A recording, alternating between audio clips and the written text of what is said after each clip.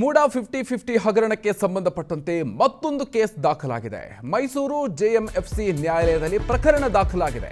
50-50 ಅನುಪಾತದಲ್ಲಿ ಈಗಾಗಲೇ ಹಂಚಿಕೆಯಾಗಿರುವಂತಹ ಸೈಟ್ ಫಲಾನುಭವಿಗಳು ಸೈಟ್ ಪರಭಾರೆ ಮಾಡದಂತೆ ತಡೆ ನೀಡೋದಕ್ಕೆ ಮನವಿಯನ್ನು ಸಲ್ಲಿಸಲಾಗಿದೆ. ವಕೀಲ ಎಸ್ ಅರುಣ್ ಕುಮಾರ್ ಸಿವಿಲ್ ದಾವೆಯನ್ನ ಹೂಡಿದ್ದಾರೆ. ಈಗ ಮತ್ತೊಂದು ಕೇಸ್ ದಾಖಲಾಗಿದೆ. ಈ ಪ್ರಕರಣಕ್ಕೆ ಸಂಬಂಧಪಟ್ಟಂತೆ ಮೈಸೂರು ಜೆಎಂಎಫ್ಸಿ ನ್ಯಾಯಾಲಯದಲ್ಲಿ 50-50 ಅನುಪಾತದಲ್ಲಿ ಈಗಾಗಲೇ ಹಂಚಿಕೆಯಾಗಿರುವಂತಹ ಸೈಟ್ಗೆ ಸಂಬಂಧಪಟ್ಟಂತೆ ಫಲಾನುಭವಿಗಳು ಸೈಟ್ ಪರಭಾರೆ ಮಾಡದಂತೆ ತಡೆಯೋದಕ್ಕೆ ಮನವಿಯನ್ನ ಮಾಡಲಾಗಿದೆ. ವಕೀಲ ಎಸ್ ಅರುಣ್ ಕುಮಾರ್ ಸಿವಿಲ್ ದಾವೆಯನ್ನ ಹೂಡಿದ್ದಾರೆ. ಮೂಡಾ 50-50 ಹಗರಣ ರಾಜ್ಯಾದ್ಯಂತ ಈಗ ಸಾಕಷ್ಟು ಸುದ್ದಿ ಆಗ್ತಾ ಇದೆ. ಈ ಸಂದರ್ಭದಲ್ಲಿ ಈ ಪ್ರಕರಣಕ್ಕೆ ಸಂಬಂಧಪಟ್ಟಂತೆ ಮತ್ತೊಂದು ಕೇಸ್ ದಾಖಲಾಗಿದೆ. ಫಲಾನುಭವಿಗಳು ಸೈಟ್ ಪರಭಾರೆ ಮಾಡದಂತೆ ತಡೆ ನೀಡೋದಕ್ಕೆ ಈಗ ಮನವಿಯನ್ನ ಮಾಡಲಾಗಿದೆ. ಇನ್ನು ಮೂಡಾ 50-50 ಹಗರಣದ ಬಗ್ಗೆ ನ್ಯಾಯಮೂರ್ತಿ ದೇಸಾಯಿ ಆಯೋಗ ಲೋಕಾಯುಕ್ತ ಇಡಿ ಹಂತದಲ್ಲಿ ತನಿಖೆ ನಡೀತಾ ಇದೆ. ಒಂದು ಕಡೆಯಲ್ಲಿ ನ್ಯಾಯಮೂರ್ತಿ ದೇಸಾಯಿ ಆಯೋಗ ವಿಚಾರಣೆಯನ್ನು ಮಾಡ್ತಾ ಇದೆ. ಲೋಕಾಯುಕ್ತ ಹಾಗೂ ಇಡಿ ಹಂತದಲ್ಲೂ ಕೂಡ ತನಿಖೆ ಆಗ್ತಾ ಇದೆ. ತನಿಖೆಗಳು ಮುಗಿಯೋದಕ್ಕೆ ಎಷ್ಟು ವರ್ಷ ಬೇಕೋ ಗೊತ್ತಿಲ್ಲ. ಸೊ ಈ ಹಂತದಲ್ಲಿ ಫಲಾನುಭವಿಗಳಿಂದ ಸಾಮಾನ್ಯ ಜನರಿಗೆ ವಂಚನೆ ನಡೆಯುವಂತ ಸಾಧ್ಯತೆ ಇರುತ್ತೆ. ಖಾತೆ ವರ್ಗಾವಣೆ ತಡೆಯದಿದ್ರೆ ಮಾಲೀಕತ್ವ ಬದಲಾಗಬಹುದು. ಅಕ್ರಮದ ಬಗ್ಗೆ ಮಾಹಿತಿ ಇಲ್ಲದೆ ತೊಂದರೆ ಎದುರಾಗಬಹುದು. ಹೀಗಾಗಿ ಸೈಟ್ ಪರಭಾರೆ ಮಾಡದಂತೆ ಸೂಚನೆಯನ್ನು ನೀಡೋದಕ್ಕೆ ಮನವಿಯನ್ನ ಮಾಡಲಾಗಿದೆ. ಒಂದು ಕಡೆಯಲ್ಲಿ ಮೂಡಾ 50-50 ಹಗರಣಕ್ಕೆ ಸಂಬಂಧಪಟ್ಟಂತೆ ನ್ಯಾಯಮೂರ್ತಿ ದೇಸಾಯಿ ಆಯೋಗ ವಿಚಾರಣೆಯನ್ನು ಮಾಡ್ತಾ ಇದೆ. ಮತ್ತೊಂದು ಕಡೆಯಲ್ಲಿ ಲೋಕಾಯುಕ್ತ ಇಡಿ ಹಂತದಲ್ಲೂ ಕೂಡ ತನಿಖೆ ನಡೀತಾ ಇದೆ. ಹೀಗಾಗಿ ಸಾರ್ವಜನಿಕರಿಗೆ ಅನ್ಯಾಯ ಆಗಬಹುದು. ಈ ಸಂದರ್ಭದಲ್ಲಿ ಯಾರಾದರೂ ಪರಭಾರೆ ಮಾಡಿದ್ರೆ ಅನ್ನುವಂಥ ಹಿನ್ನೆಲೆಯಲ್ಲಿ ಈಗ ಮನವಿಯನ್ನ ಸಲ್ಲಿಸಿದ್ದಾರೆ. ವಕೀಲ ಎಸ್ ಅರುಣ್ ಕುಮಾರ್ ಸಿವಿಲ್ ದಾವೆ ಹೂಡಿದ್ದಾರೆ. ನಮ್ಮ ವಾದ ಏನಂತಂದ್ರೆ ಮೊದಲನೇ ದಿನದಿಂದ ಏನು 5,000 6,000 ಮೂಡಾ ಸೈಟ್ಗಳು ಕಾನೂನು ಬಾಹಿರವಾಗಿ ಹಂಚಿಕೆ ಆಗಿದೆ ಅನ್ನಂಥದ್ದು. 50-50 ಸ್ಕೀಮ್ ಆಗ್ಬೋದು, ಪ್ರೋತ್ಸಾಹ ನಿವೇಶನ ಆಗ್ಬೋದು, ಬಿಟ್ ಆಫ್ ಲ್ಯಾಂಡ್ ಆಗ್ಬೋದು.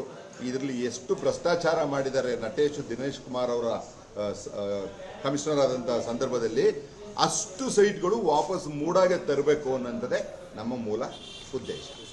ಸೊ ಈ ನಿಟ್ಟಿನಲ್ಲಿ ಏನಾಗಿದೆ, ಇವತ್ತು ನೀವು ಗಮನಿಸ್ತಾ ಇದ್ದೀರಾ, ಒಂದು ಸ್ಪೆಷಲ್ ಕೋರ್ಟ್ಸ್ನಲ್ಲಿ ಕೇಸ್ ನಡೀತಾ ಇದೆ, ಅದನ್ನು ಲೋಕಾಯುಕ್ತಗೆ ಟ್ರಾನ್ಸ್ಫರ್ ಮಾಡಿದ್ದಾರೆ. ಇನ್ನೊಂದು ಇವಾಗ ಎನ್ಫೋರ್ಸ್ಮೆಂಟ್ ಡೈರೆಕ್ಟರಲ್ಲಿ ಮಾಡಿದ್ದಾರೆ, ಅದೊಂದು ಕಡೆಗೆ ರಿಜಿಸ್ಟರ್ ಆಗಿ ಎನ್ಕ್ವೈರಿ ಆಗ್ತಾ ಇದೆ.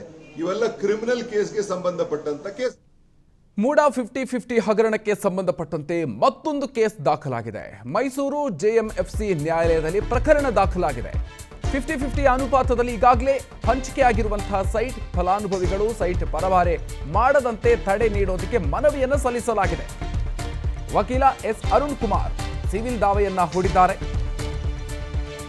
ಈಗ ಮತ್ತೊಂದು ಕೇಸ್ ದಾಖಲಾಗಿದೆ. ಈ ಪ್ರಕರಣಕ್ಕೆ ಸಂಬಂಧಪಟ್ಟಂತೆ ಮೈಸೂರು ಜೆಎಂಎಫ್ಸಿ ನ್ಯಾಯಾಲಯದಲ್ಲಿ 50-50 ಅನುಪಾತದಲ್ಲಿ ಈಗಾಗಲೇ ಹಂಚಿಕೆಯಾಗಿರುವಂತಹ ಸೈಟ್ಗೆ ಸಂಬಂಧಪಟ್ಟಂತೆ ಫಲಾನುಭವಿಗಳು ಸೈಟ್ ಪರಭಾರೆ ಮಾಡದಂತೆ ತಡೆಯೋದಕ್ಕೆ ಮನವಿಯನ್ನ ಮಾಡಲಾಗಿದೆ. ವಕೀಲ ಎಸ್ ಅರುಣ್ ಕುಮಾರ್ ಸಿವಿಲ್ ದಾವೆಯನ್ನ ಹೂಡಿದ್ದಾರೆ. ಮೂಡಾ 50-50 ಹಗರಣ ರಾಜ್ಯಾದ್ಯಂತ ಈಗ ಸಾಕಷ್ಟು ಸುದ್ದಿ ಆಗ್ತಾ ಇದೆ. ಈ ಸಂದರ್ಭದಲ್ಲಿ ಈ ಪ್ರಕರಣಕ್ಕೆ ಸಂಬಂಧಪಟ್ಟಂತೆ ಮತ್ತೊಂದು ಕೇಸ್ ದಾಖಲಾಗಿದೆ.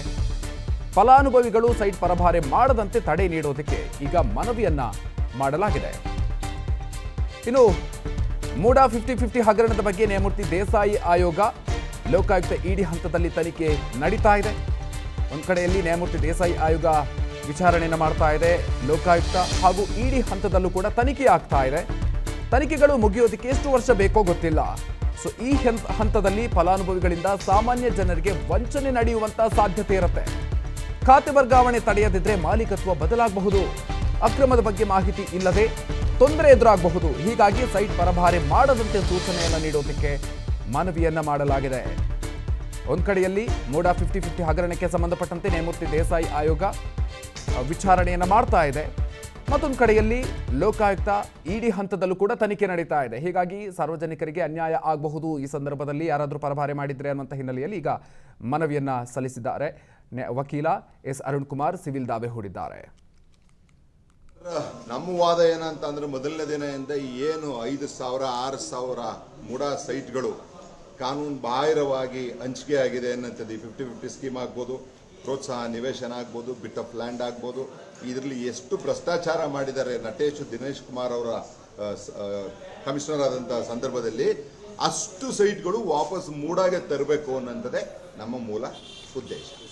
ಸೊ ಈ ನಿಟ್ಟಿನಲ್ಲಿ ಏನಾಗಿದೆ, ಇವತ್ತು ನೀವು ಗಮನಿಸ್ತಾ ಇದ್ದೀರಾ, ಒಂದು ಸ್ಪೆಷಲ್ ಕೋರ್ಟ್ಸ್ನಲ್ಲಿ ಕೇಸ್ ನಡೀತಾ ಇದೆ, ಅದನ್ನು ಲೋಕಾಯುಕ್ತಗೆ ಟ್ರಾನ್ಸ್ಫರ್ ಮಾಡಿದ್ದಾರೆ. ಇನ್ನೊಂದು ಇವಾಗ ಎನ್ಫೋರ್ಸ್ಮೆಂಟ್ ಡೈರೆಕ್ಟರಲ್ಲಿ ಮಾಡಿದ್ದಾರೆ, ಅದೊಂದು ಕಡೆಗೆ ರಿಜಿಸ್ಟರ್ ಆಗಿ ಎನ್ಕ್ವೈರಿ ಆಗ್ತಾ ಇದೆ. ಇವೆಲ್ಲ ಕ್ರಿಮಿನಲ್ ಕೇಸ್ಗೆ ಸಂಬಂಧಪಟ್ಟಂತ ಕೇಸ್. ಅನುಕ್ಷಣದ ಸುದ್ದಿಗಳಿಗಾಗಿ ವಿಸ್ತಾರ ನ್ಯೂಸ್ ಯೂಟ್ಯೂಬ್ ಚಾನೆಲ್ ಸಬ್ಸ್ಕ್ರೈಬ್ ಮಾಡಿ. ಹೊಸ ಸುದ್ದಿಗಳ ನೋಟಿಫಿಕೇಶನ್ಗಾಗಿ ಬೆಲ್ ಐಕಾನ್ ಕ್ಲಿಕ್ ಮಾಡಿ. ಲೇಟೆಸ್ಟ್ ಅಪ್ಡೇಟ್ಸ್ಗಾಗಿ www.vistaranews.com ವೆಬ್ಸೈಟ್ಗೆ ವಿಸಿಟ್ ಮಾಡಿ. ಅಂಗೈಯಲ್ಲೇ ಜಗತ್ತಿನ ಸುದ್ದಿ ತಿಳಿಯಲು ವಿಸ್ತಾರ ನ್ಯೂಸ್ ಕನ್ನಡ ಆಪ್ ಡೌನ್ಲೋಡ್ ಮಾಡಿ.